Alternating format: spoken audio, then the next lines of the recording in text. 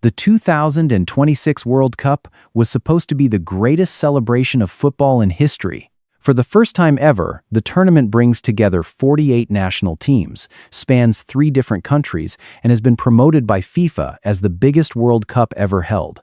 For millions of fans, it is a dream. But for one man, that dream ended before it even began. He was not a player, not a coach, and not a supporter traveling to watch the matches.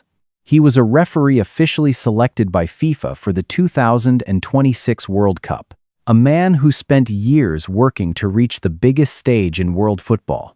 Yet, the moment he arrived in the United States, he was detained for questioning. Hours passed inside a security inspection room. Then came a decision that would spark controversy. He was denied entry, placed back on a plane, and his World Cup was over at the airport. What happened next would prove even more shocking. Before we dive into this story, let me know in the comments which country you're watching from. And if you enjoy the untold stories behind the world's biggest game, be sure to subscribe to the Football Files so you never miss the remarkable stories hidden behind the world of football. Now, let's begin. Being denied entry to a country is not particularly rare. Every day, at airports around the world, travelers are detained, questioned, or even forced to return home. But this case was completely different, because the person who was turned away was not an ordinary tourist.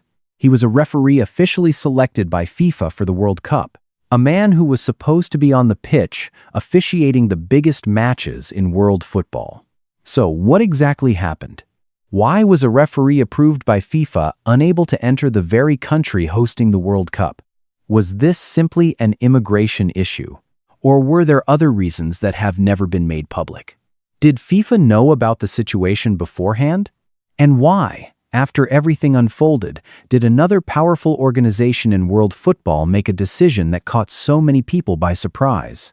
To understand the full story, we need to go back in time. Back to the man at the center of the controversy. A referee from Somalia. A man who spent nearly his entire life chasing the dream of one day appearing at the World Cup. To understand why this story sparked so much controversy, we first need to understand who the man at the center of it really is. His name is Omar Artan. He comes from Somalia, a country in the Horn of Africa where football has never enjoyed the same opportunities for growth as it has in Europe or South America. For decades, Somalia has faced instability, conflict, and countless economic challenges. Even organizing domestic football competitions has at times been a major struggle. Yet, amid all those difficulties, Omar Artan developed a deep love for the game. He did not become a famous player. He never appeared on the front pages of sports newspapers. He never signed multi-million-dollar contracts. Instead, he chose a path that attracts far less attention: the path of a referee. It is a profession that demands discipline, courage, and the ability to make decisions under enormous pressure. One small mistake can bring criticism from millions of people. But if you do your job perfectly, sometimes nobody remembers your name. Even so, Omar Artan remained committed to his choice. One small match at a time. One regional tournament at a time. Step by step, he built a reputation within African refereeing circles. In 2018, those efforts were rewarded when he officially became a FIFA-accredited referee. It was a major milestone, not only for Omar Artan himself, but also for Somali football. From that point forward, he regularly appeared in major African competitions, officiated important matches, and gradually became one of the most highly regarded referees in the region. As the years passed, the biggest dream of all slowly came into view: the World Cup. The tournament that every player, coach, and referee hopes to experience at least once in a lifetime. And eventually, that opportunity arrived. After years of relentless work, Omar Artan received the message that every referee dreams of hearing. He had been selected for the 2026 World Cup. It should have been the greatest moment of his career. But it was also the moment when everything began to change. Because when his plane touched down in the United States, Omar Artan had no idea that he was about to enter a series of hours that could change his life forever. At the beginning of 2026, everything seemed to be unfolding exactly as planned. The World Cup was only a few months away. National teams were beginning to announce their preliminary squads. Stadiums were entering the final stages of preparation, and the referees selected by FIFA were getting ready for the most important assignment of their careers. Omar Artan was no exception. After years of waiting, he had finally earned the opportunity to appear on the biggest stage in world football. For a man from Somalia, this was more than a personal achievement. It was a source of pride for an entire nation. Everything appeared to be moving toward a perfect ending, at least until the day he arrived at the airport in Miami. At first, nothing seemed unusual. Omar Artan went through immigration procedures just like thousands of other passengers. But only minutes later, the situation began to change. Border officials asked him to move to a separate inspection area. A few routine questions quickly turned into a lengthy interrogation. 1 hour, 2 hours, then several more. As other travelers gradually left the airport, Omar Artan remained waiting. There was no clear explanation, no specific information, only an endless series of questions. According to reports that emerged later, the total time he was detained exceeded 11 hours. 11 hours, nearly half a day. And for someone preparing to participate in a World Cup, every passing minute felt heavier than the last. What made the situation even more remarkable was that Omar Artan had not been suspended by FIFA. He had not been accused of fraud. He had not been banned from officiating. And he had not violated any professional regulations related to football. On paper, he was still a FIFA-selected referee assigned to the biggest tournament on the planet. But, in the end, a decision was made. A decision that appeared to erase years of effort in a matter of minutes. Omar Artan was denied entry into the United States. Shortly afterward, he was escorted back onto a plane. The destination was not the World Cup. It was a flight home. A dream that had taken years to build came to an end inside an airport terminal. But this was only the beginning of the story. Because as soon as news of the incident became public, larger questions started to emerge. Why did this happen? Who made that decision? And was this really just a routine immigration matter, as many people initially believed? As news of Omar Artan being denied entry began to spread, the first reaction from many people was disbelief. Because this was not a fan. He was not a journalist. And he was not a tourist. He was a referee selected by FIFA for the World Cup. That fact alone quickly pushed the story far beyond the boundaries of a routine immigration issue. Questions began to emerge everywhere.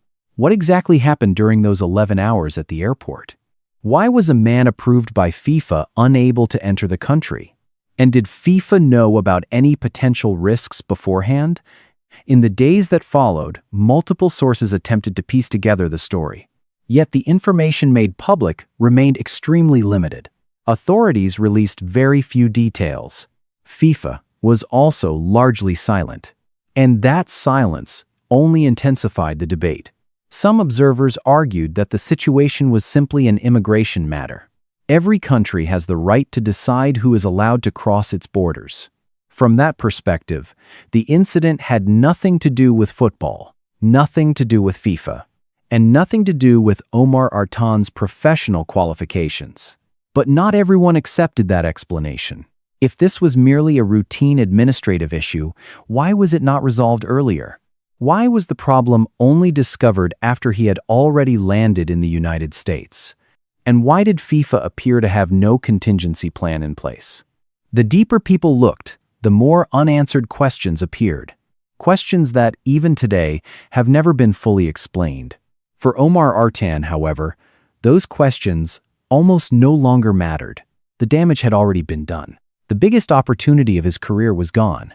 An opportunity that many referees spend decades trying to reach. What made the story especially painful was not a single missed match. It was the journey behind it. The years of hard work. The small tournaments. The long trips. the pressure and sacrifices that few people ever see. All of it seemed to end with a single decision made inside an airport. Yet, just as many people believed the story was over, a completely unexpected development emerged. And this time, the spotlight was no longer on the United States. It was no longer on FIFA. Instead, attention shifted to UEFA, the most powerful organization in European football. What UEFA did next captured the attention of the entire football world. Because, instead of remaining silent, they sent a very different message. And that message would push Omar Artan's story into an entirely new chapter. Normally, when a referee is removed from a World Cup, that is where the story ends. Another official is selected as a replacement. The tournament moves on, and within a few weeks, most people forget the incident ever happened. But this time was different. While FIFA offered little in the way of a notable public response, another organization made a move that surprised many observers. That organization was UEFA, the most powerful governing body in European football. Instead of ignoring the situation, UEFA chose to give Omar Artan a new opportunity. An opportunity that many believed carried far greater significance than a routine appointment.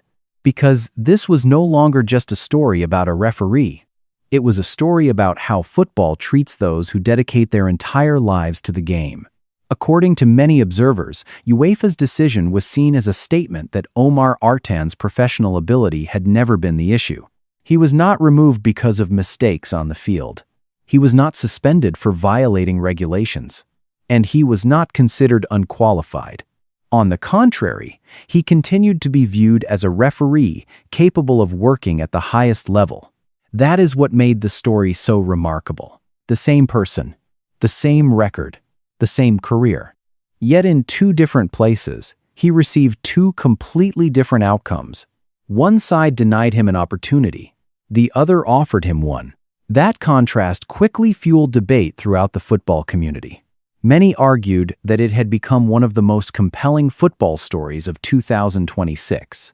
Not because it involved a World Cup final, not because it involved a global superstar, but because it raised a much larger question. Can modern football truly remain separate from politics, borders, and the forces that exist beyond the pitch? For years, FIFA has emphasized that football is a global game, a universal language that connects nations, cultures, and people. Yet Omar Artan's experience suggested that reality may be far more complicated, because while football can cross many boundaries on the field, those boundaries still exist in the real world. And sometimes, they can alter the course of a person's life in just a matter of hours. Perhaps the most memorable part of this story is not that Omar Artan was denied entry. It is how he responded afterward. No attacks. No public accusation, no media battles. Instead, he chose silence and continued doing the work he had dedicated his life to. That may be one reason why his story earned so much respect across the international football community. But even now, one final question remains. After everything that happened, how should we ultimately view this story? Looking back at the entire story, what makes many people stop and think is not simply the fact that Omar Artan was denied entry. It is the reality that a moment lasting only a few hours could erase the reward for years of dedication, from small football fields in Somalia, to international tournaments, to a place at the World Cup, a dream shared by thousands of referees around the world. Everything seemed to be within reach, and then it disappeared in a single day. For some people, this is simply an immigration decision. Every nation has the right to protect its borders and enforce its laws as it sees fit. But for others, the story carries a much deeper meaning. It raises questions about fairness, about opportunity, and about whether football truly is the global game that so many of us believe it to be.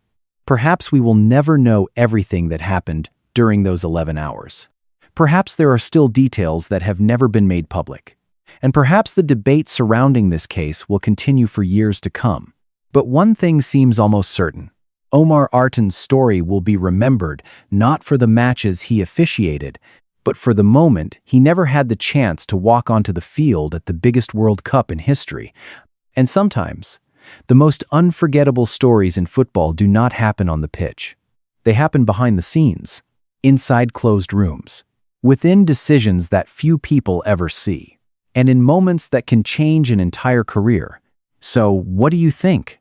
Was this simply a routine immigration matter? Or does this case reflect a larger issue facing world football today? Share your thoughts in the comments below. I read almost every comment, and I would genuinely like to hear your perspective on this story. And if you enjoy untold football stories, special investigations, controversial moments, and the events that have shaped football history, be sure to subscribe to the Football Files so you do not miss our upcoming videos. Thank you for watching, and I will see you in the next case file from the Football Files.